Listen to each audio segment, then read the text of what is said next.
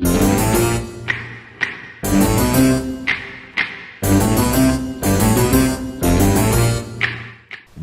à tous et bonjour à toutes et bienvenue dans le port de Celticos. Bienvenue au La Galissonnière, le croiseur français de l'arbre technologique de rang 6. Et c'est une vidéo que je vais effectivement consacrer au croiseur français de rang 6, au pluriel, puisqu'il y en a deux dans le jeu. Il y a la Galissonnière qui appartient à l'arbre technologique, et il y a le De Grasse, son sister ship, que voici, qui est en quelque sorte un La Galissonnière un tout petit peu amélioré. On y reviendra, on va y revenir très vite d'ailleurs. Le propos étant de vous montrer que ces navires, mais surtout le La Galissonnière, mais ces deux navires, qui sont quand même assez semblables, ne sont pas si mauvais que ce que l'on veut bien vous dire, ce que le commun des mortels veut bien dire. Alors, le La Galissonnière, qu'est-ce que c'est? Croiseur léger, de rang 6, je l'ai dit, qui possède une artillerie de 3x3 152 mm, donc on est vraiment dans du croiseur léger. Les différences notables entre les deux navires se situent à tous les niveaux. C'est pas difficile, excepté pour les torpilles. C'est à tous les niveaux.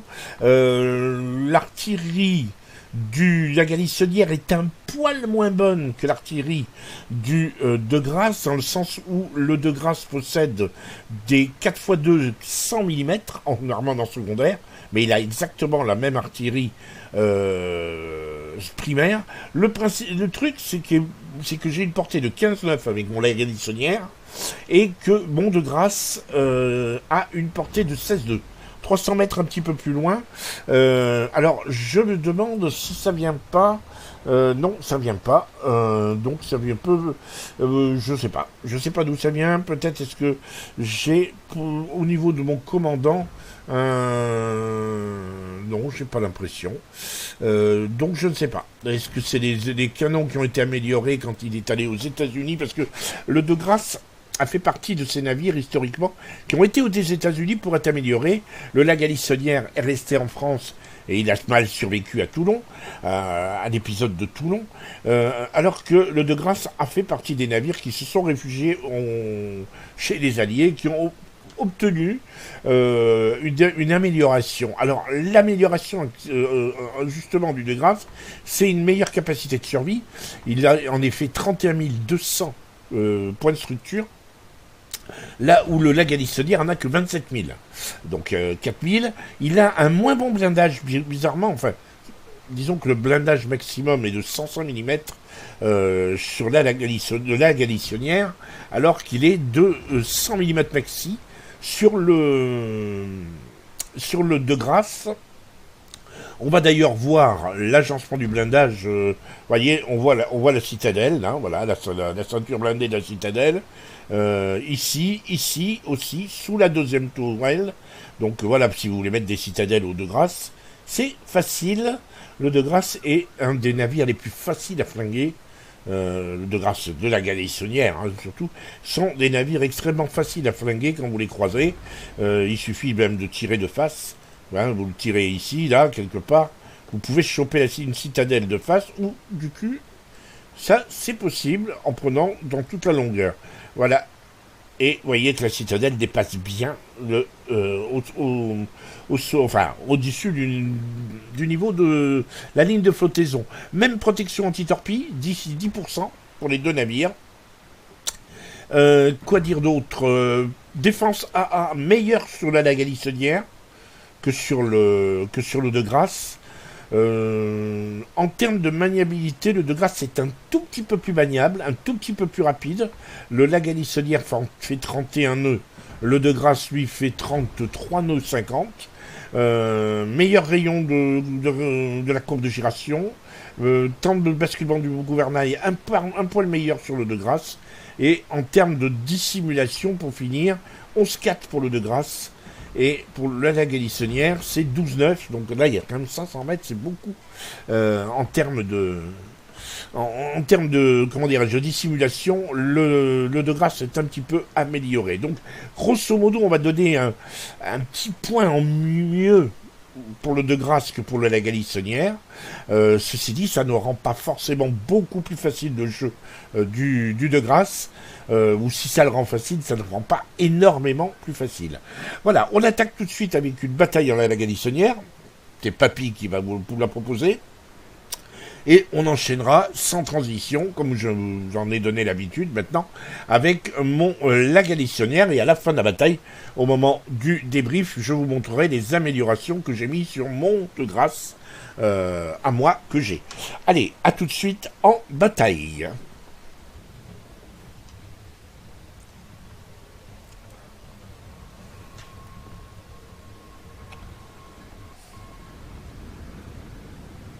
Allez, on est parti avec une jolie vue de la Galissonnière de Papy. Voilà, et on s'est remis à l'endroit. Nous sommes sur la carte voisin en mode de capture de base. Donc là, il s'agit d'aller chercher la base ennemie ou de couler tous les navires.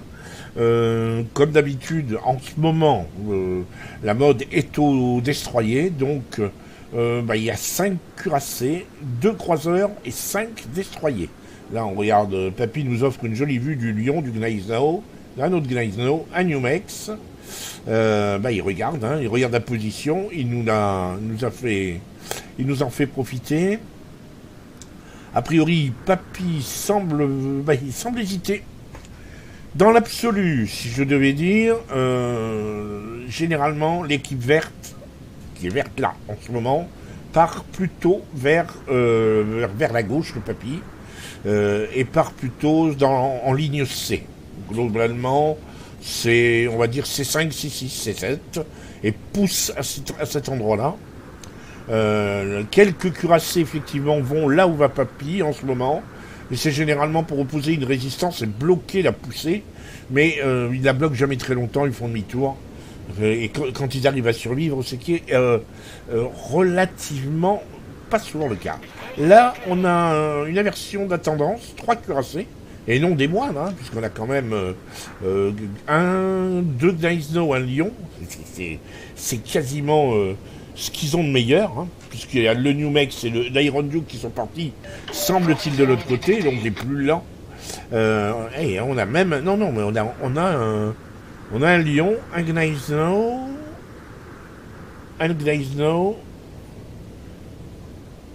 et l'Iron Duke qui est là-bas tout au fond, on ne voyait pas. Et oui, il y a un cuirassé de plus, donc on a une escadre de cuirassés qui foncent là où d'habitude foncent les rouges. Et visiblement, les rouges, sans même s'en rendre compte, semblent être partis à l'endroit opposé. Là, ils vont tomber sur 2 destroyers qui doivent se demander qu'est-ce qui se passe, pourquoi il y a eu un changement de tactique. Papy, lui, respecte un petit peu les conseils que j'ai pu donner. Enfin, il respecte pas mes conseils, mais il respecte des conseils qui vont assez dans le sens des miens, à savoir, il faut que les croiseurs français restent en support des cuirassés le plus possible, qui suivent les cuirassés, qui soient le moins visibles possible. Et ensuite, lorsque les cuirassés alliés ont pris le focus, eh bien, soit ils chassent les DD ennemis, soit ils joignent leurs canons au canon de leur cuirassé pour taper sur certains ennemis. Alors là, est-ce que c'est la Casta qu'il vise? Oui, bien sûr, c'est pas le Budioni. Il doit viser la Casta. Effectivement, il va le prendre en tenaille, puisque la Casta visiblement va fuir devant les cuirassés qui foncent, et il doit penser qu'il y a moyen de s'en sortir en passant par là, et il va tomber sur la Galissonnière qui va mettre... voilà, il met le boost, il va lui mettre tous les canons dans les dents. Et la Casta prend des risques, ou alors il ne sait plus comment faire pour partir, il est coincé.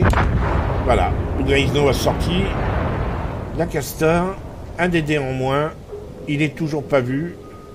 Par contre, il a lancé l'hydro pour éviter une mauvaise surprise.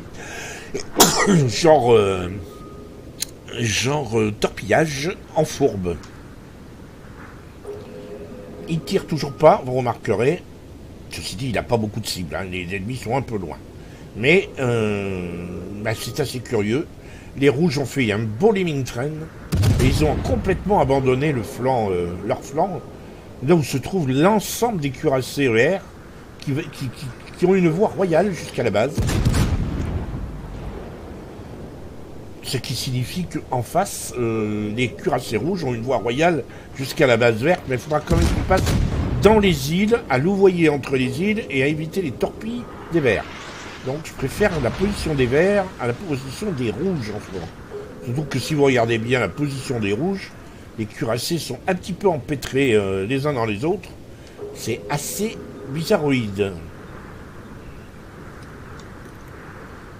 Alors, on regarde l'évolution. Je pense que Papy commence à se dire qu'il irait bien contourner et attaquer les cuirassés rouges qui sont là-bas, en face, et qui n'avancent pas des masses d'ailleurs. À noter le courageux New Mexico qui est resté avec ses destroyers et qui tient la charge. Il résiste. Ouais, c'est ça. Papy est en train de revenir. Et il va pouvoir ainsi accompagner la flotte rouge en lui tirant dessus. Et en évoluant d'île en île, c'est une bonne stratégie. Enfin, une bonne stratégie, si je peux me permettre. C'est une stratégie assez maligne. S'il va pouvoir faire ses dégâts en toute quiétude. Le malheureux New Mexico a été coulé. Mais au moins, il a tenu, il a bloqué le push. Parce que les rouges devaient penser tomber sur toute la flotte ennemie. Et comme ils ne la voyaient pas, ils étaient inquiets. Là, maintenant, ils vont pouvoir avancer. Alors, on va lui donner la main quand même à Papy pour le voir viser le New Orleans. Ses premiers dégâts, hein, il n'en est qu'à 4000 de dégâts. Mais il fait très mal au New Orleans. Le Nelson, ça prend bien feu, ça, le Nelson. Allez, nouvel incendie sur le New Orleans. C'est bien vu. Il peut le laisser passer sur le Nelson. Le New Orleans qui flambe tout doucement et gentiment. Nelson n'est pas arrivé à lui mettre l'incendie. Bon, on va l'aider un petit peu à descendre sa vie, hein, il se dit, Papy.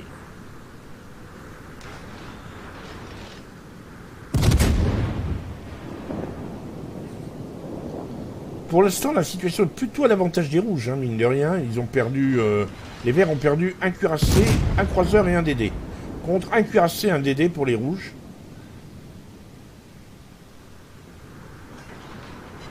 Ah, il n'arrive pas à mettre l'incendie sur le Nelson. C'est fou, ça.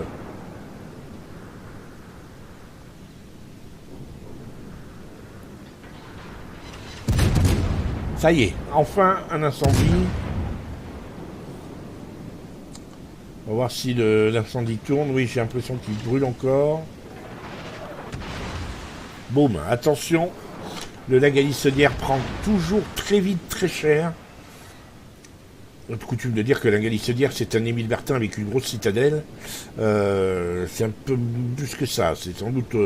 c'est vrai, c'est un des trous d'air qu'on peut trouver quand on monte les croiseurs français. On passe d'un excellent navire qu'est l'Émile Bertin à un navire beaucoup plus compliqué à gérer. Et après, on repasse sur l'Algérie, qui est un formidable croiseur. On a franchement l'impression qu'on est passé sur une grosse daube.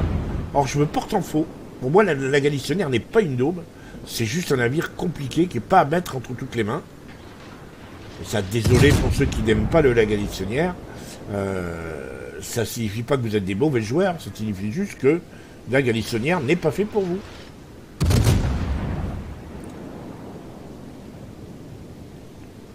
La Papy passe à la paix. Alors, oui, on va voir. On va voir les dégâts. Et oui, 0 dégâts parce qu'il n'a pas touché, tout simplement. Mais enfin, il passait à la paix. Oui, c'est vrai que c'était un coup à tenter, mais tellement loin, les AP françaises font très mal, mais à mi-distance, ou à courte distance. Donc sur des cuirassés comme ça, à longue distance. Par contre, ça, il prend des risques. Le Colorado, à cette distance, peut le dépoper. Pour lui mettre une citadelle de face, donc il a intérêt à faire très attention. Tant que le Colorado ne le regarde pas, il sera tranquille. Hein. Ouais, ils passent de l'un à l'autre, tranquillement. 33 000 de dégâts, ça monte tout doucement. La flotte rouge s'est un petit peu disbandée parce que il y a quelques vers qui sont entrés dans leur base. Donc il n'y a plus énormément de rouges qui poussent. Tous les rouges sont en train de revenir. C'est étonnamment habituel. Quand vous avez un ennemi qui semble vouloir vous déborder pour aller dans votre base, vous envoyez un DD capturer sa base, et vous allez voir tous les navires faire demi-tour. Hein. Résultat, le push ennemi s'enraye, allez, 7 fois ou 8 fois sur 10.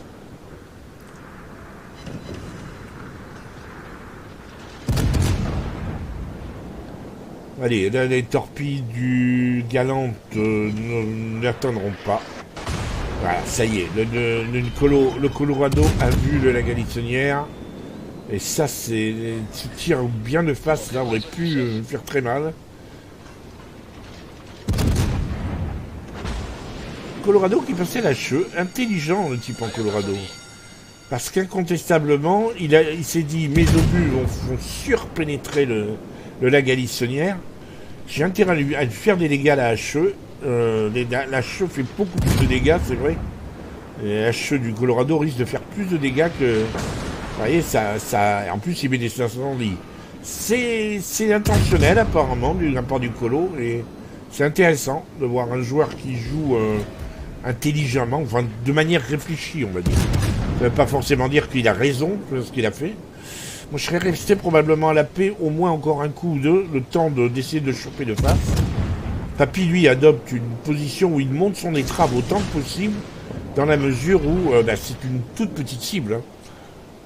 Après, évidemment, si le Colorado a de la chance, il risque de lui mettre une citadelle de face. Ça, c'est clair.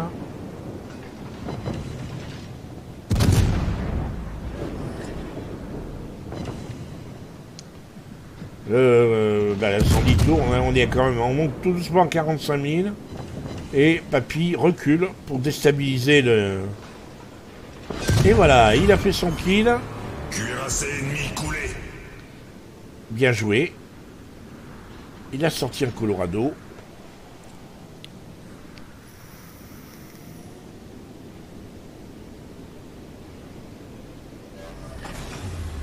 Et maintenant, eh bien, il n'y a plus personne de ce côté-là, donc autant aller se joindre à la curée. Il ne reste plus que 4 navires rouges qui sont visiblement entassés dans leur base.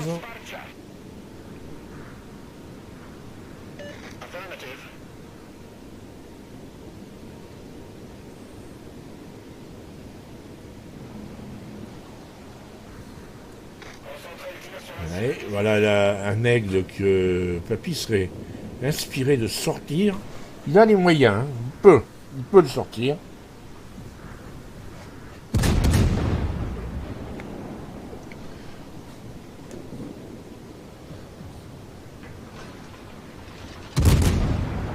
Là, ça risque de faire mal, ça.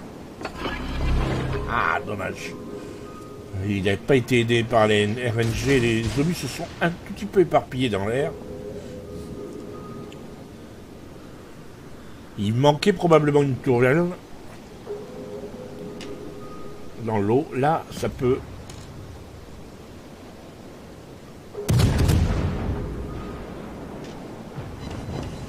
Pas mal. 5 coups au but, hein, sur cette salve. Et... Là, il a bien loupé, par contre. Et il a coulé à l'incendie. Destroyer ennemi coulé. Il a coulé l'aigle à l'incendie, bien vu. Deuxième kill, hein, mine de rien. Et ça continue. Comme disait dans la pub. Et c'est pas fini. Là, il se met en classique, hein, quand on est... surtout quand on affronte un Gneisenau. La pleine peau, enfin, où il y a beaucoup de points de vie, autant se mettre derrière l'île et on tire par-dessus l'île. Et là, on va faire un petit peu de dégâts. Alors, tu sais, il faut faire qu'il fasse très attention, parce qu'il y a un Bayern aussi, là-bas. Le Gneisenau est occupé autant que possible par le cuirassé qui est rentré dans la base. Alors le Bayern, il n'a pas osé tirer sur le DD. Le Mutsuki, allez, un petit coup par-ci, un petit coup par-là. Le Mutsuki, en visant bien, il y a moyen. Ah, c'est compliqué celui-là. Le Gneisenau, vous voyez la rapidité du Gneisenau est assez confortable, hein, assez impressionnante. Là, on l'a bien vu. Hein. C'est un navire qui est très difficile comment dirais-je. Le Gneisenau est un navire extrêmement difficile à torpiller. On voit sa rapidité. Là, il essaye de sauver son Gneisenau et il n'y arrive pas. Attention, les rouges sont en train de grignoter. Il a réussi à mettre un incendie sur le Bayern.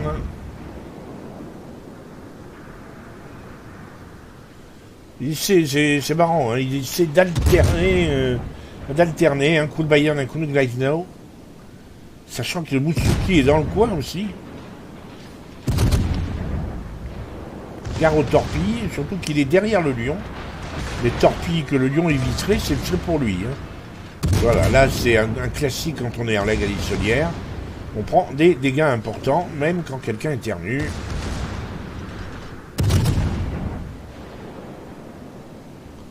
Mais il a la chance et l'intelligence de s'être mis derrière le lion, pas loin du lion. Le lion qui prend le focus.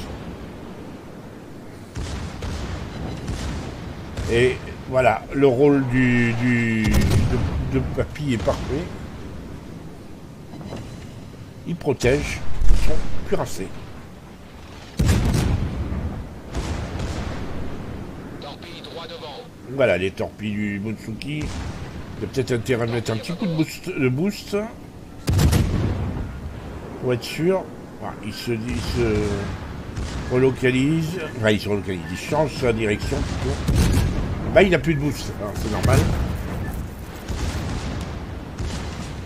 Là, il a mis un incendie au Gneisenau. Ça va se...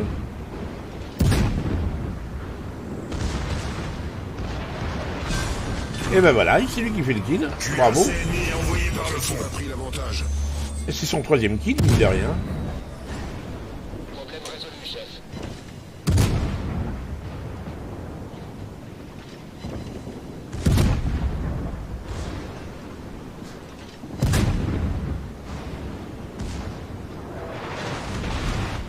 Aïe. Bien tiré de la part du Bayern. Il a bien failli de sortir. Et il lui met un incendie. Évidemment, le ratio d'incendie des Français est assez infâme. Le Bayern est tout seul. Donc ils sont 4 à lui tirer dessus. Allez. Le lion lui passe devant. Il ne peut plus tirer. Sinon, il fait des dégâts sur son allié. Il est resté intelligemment derrière le lion.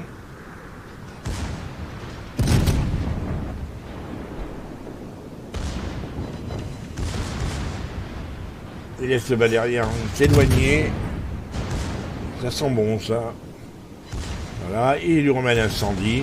Et... Kaboum, 4e. Cuirassé ennemi détruit. Énorme. Et on passe aux écrans de bataille. Donc 4 kills quand même pour 82 000 de dégâts, c'est beau. 1557 d'XP. 245 coups au but. On passe aux écrans 1482 d'XP de base, c'est parfait. Il est devant le lion de 30 points pour un tier 6 croiseur de la galissonnière de surcroît.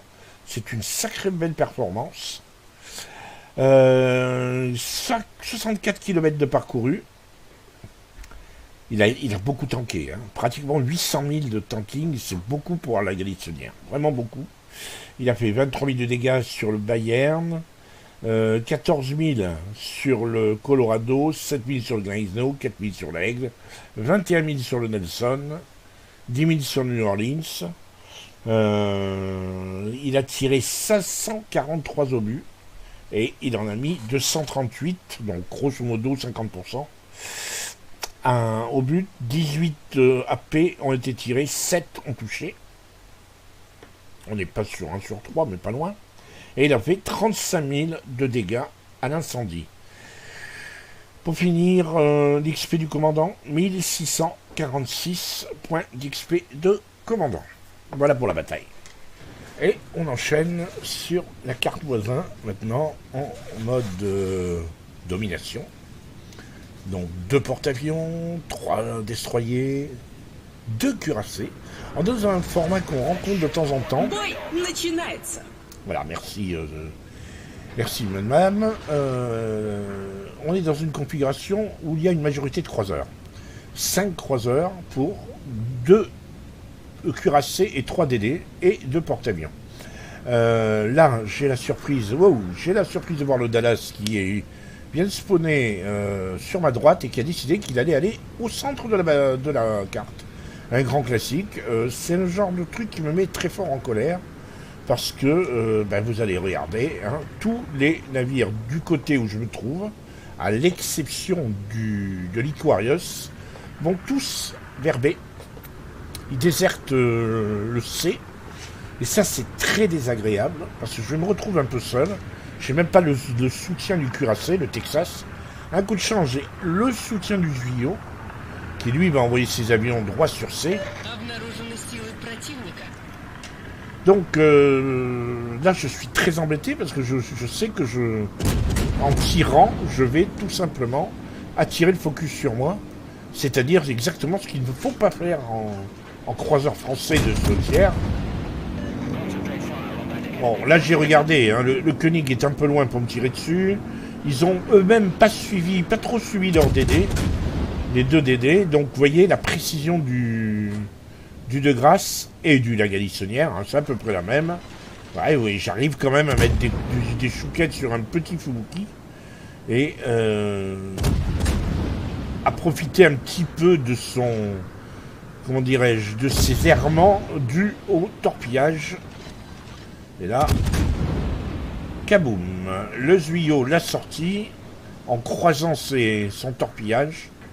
C'est parfait. D'ailleurs, on est tombé sur des porte-avions qui croisaient beaucoup, vous allez voir, que ce soit les rouges ou les verts, ils ont croisé leur torpillage. On n'est pas tombé sur des noobs en termes de porte-avions. C'était parfaitement désagréable quand il s'agissait du porte-avions rouge.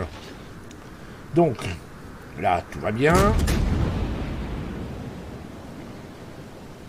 Donc là, pour l'instant, je reste à aider mon Iquarius contre le DD, parce que je m'aperçois qu'en fait les rouges ne viennent pas chercher C, et moi petit à petit je me rapproche de C en me disant je vais aller caper C, tout simplement.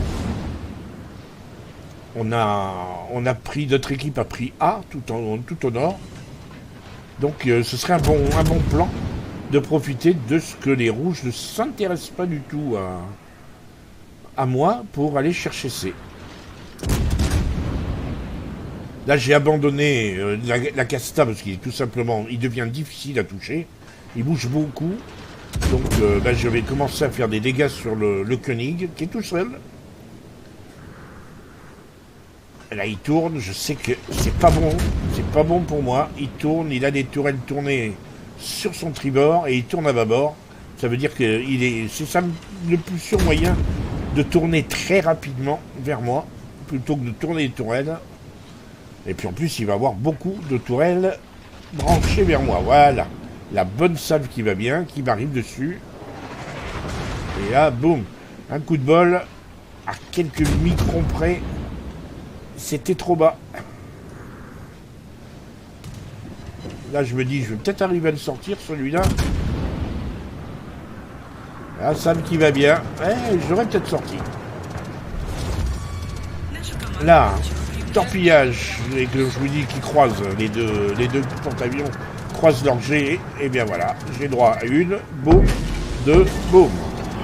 Donc 50% de ma vie qui sont sortis rien qu'à la torpille, alors que j'avais bien dodgé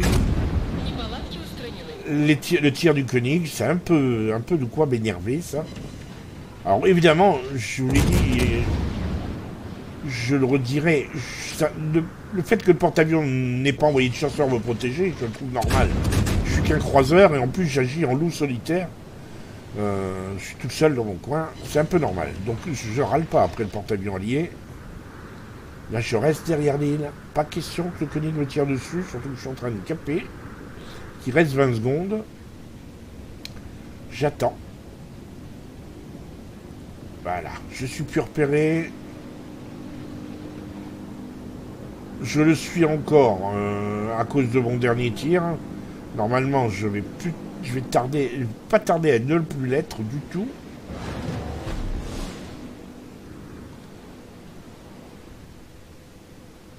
Et voilà, on y va. On commence à retirer sur un Koenig qui s'occupe plus de moi. Et qui tourne. Il tourne très vite, vous voyez cette tourelle. Il revient sur moi très très vite. C'est-à-dire qu'il y a le l'Iquarius à côté de moi qui me suit. Et le Zuio le sort à l'incendie et il me loupe un coup de chance. Donc là je vais passer sur le Zuio ennemi. Un joli pool de points de vie qui me tend les bras. J'ai fait 38 000, c'est pas mal mais il y a mieux. Et puis là je vois qu'il y en a un qui me tire dessus, c'est le Dallas là-bas. Et pour l'instant, je choisis de l'ignorer en me disant il va passer sur quelqu'un d'autre. Et puis moi, il faut que je rogne un tout petit peu ce gros os là-bas. Malheureusement, le Dallas insiste. Du coup, je suis obligé d'abandonner cet os et de réagir parce qu'il tire dessus à la paix. Donc, voilà, quoi, je vais l'obliger à reculer. Bon, il recule, mais il aurait pu ne pas reculer. Hein. Le Dallas, surtout à la paix, pouvait me sortir. Voilà, là, je repasse à la paix.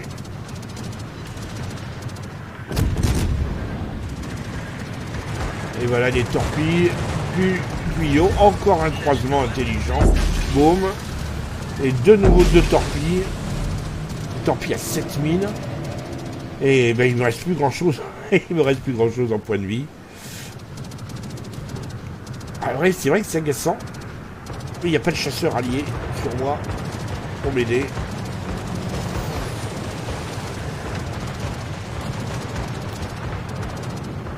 C'était les derniers torpilleurs du Zuio qui a été coulé. Là, un petit tir par solide que j'ai trouvé assez sympathique. Je montais tout doucement à 57 000.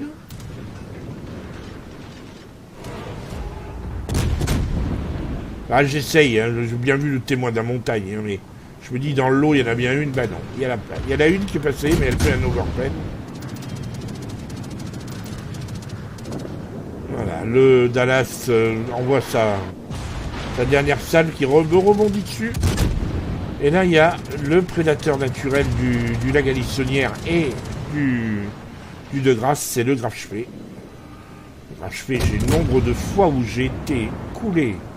Alors que j'étais en lac Alissonnière ou en De Grasse, que j'étais coulé par un Grafspé, je les compte plus. Je crois que c'est le navire qui m'a le plus coulé quand j'ai ce croiseur français de rang 6, ou son équivalent premium.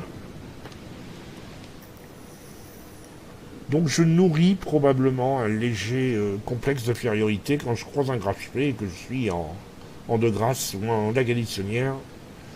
Donc là je passe tranquillement, j'ai tout mon temps. J'ai deux options. Attaquer le Königsberg, mais qui est pleine peau, alors que j'ai plus que 2000 points de vie.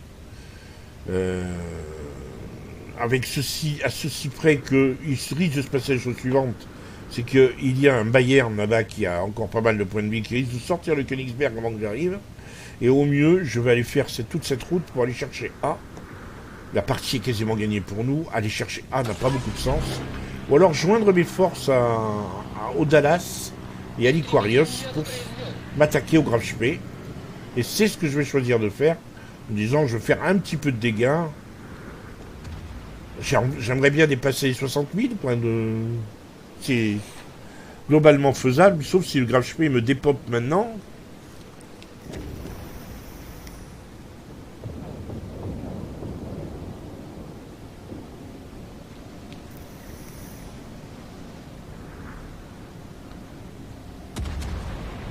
Ah, j'attends le dernier moment pour tirer. Surtout que s'il me vise pas, mais il a très bien pu lancer ses torpilles. Et une petite salve à 3000 à la paix sur le Graf P. Voilà, 63 000, j'ai réussi 65 000 même. Et voilà les torpilles. Et vous voyez que ça c'est... Le Dallas et moi, on était en danger. Ah, il a lancé son avion. Je vais le repérer, je vais le sélectionner pour que mon entière s'en occupe, mais ce ne sera pas une réussite. L'Iquarius, lui, il attend dans son nuage de fumée, tranquillement. Le Graf Spee n'a aucune chance, hein. On aurait le nombre de navires qu'on est, puisqu'il est à 2 Dallas, un Iquarius et moi. Voilà, boum, Thierry est torpillé. Il reste plus que le Bog et le Galante. Donc, c'est anglais, voilà quoi. Hein, 66 000 de dégâts, c'est bien, mais bon. À ce moment précis de la bataille, je me dis, ça vaut pas le coup. Ça ne vaut pas le coup de mettre cette bataille. Elle est sympa, il y a des explications, il y a des petites choses à expliquer, à raconter. Mais bon, 66 000, j'ai déjà fait beaucoup mieux. Donc je me mets dans l'idée d'aller chercher le Bog. C'est pour ça que je mets le boost moteur. Un boost moteur que j'utilise très peu. C'est très circonstanciel hein, que j'utilise le boost moteur. Là c'est juste parce que bon, je veux me poser mes pas dans les pas de l'Iquarius qui est à côté. J'ai pas trop envie qu'il aille faire se ramasser tout l'XP qu'il pourra, qu'il partage un peu quoi.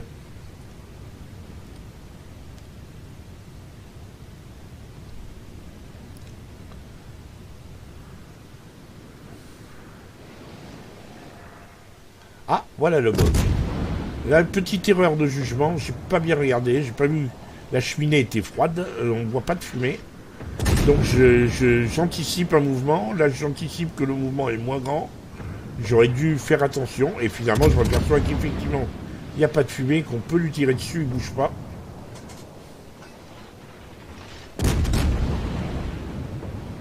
Voilà, 68 000.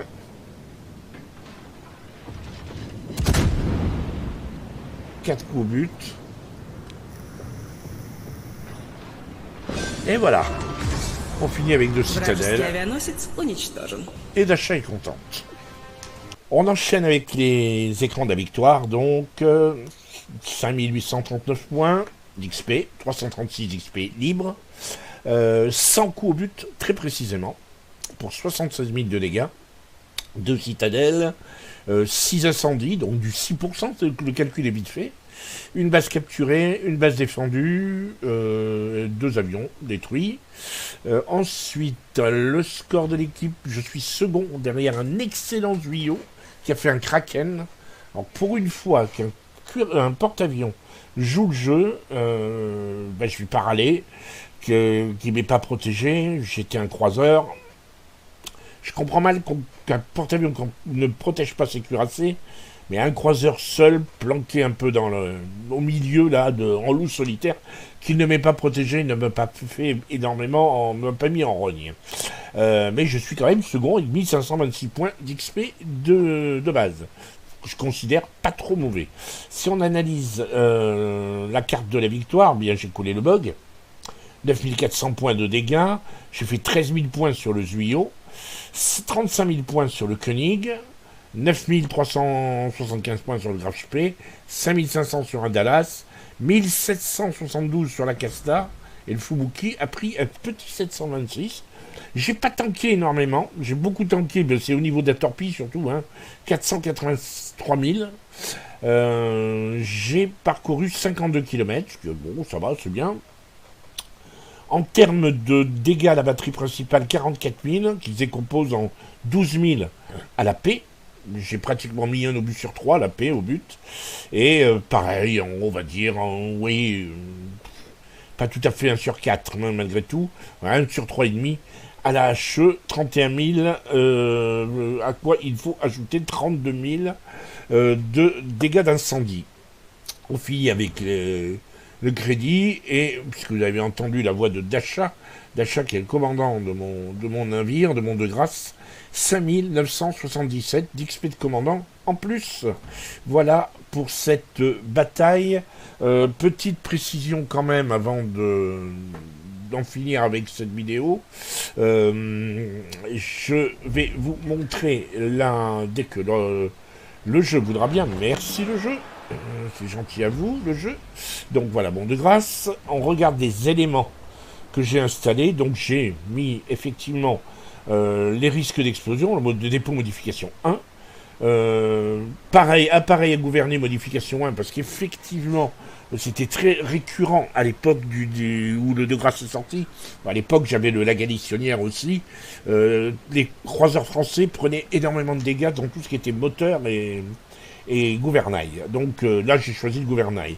Pour améliorer la rotation des tourelles, batterie principale modification 2, et pour la propulsion, réduit le temps pour atteindre la vitesse de pointe, parce que j'ai considéré que le de grâce méritait, compte tenu de sa vitesse, méritait effectivement qu'on l'aide à avoir une meilleure accélération, surtout s'il devait se livrer à la chasse au DD. On a vu qu'il était assez précis dans les tirs de loin sur les destroyers.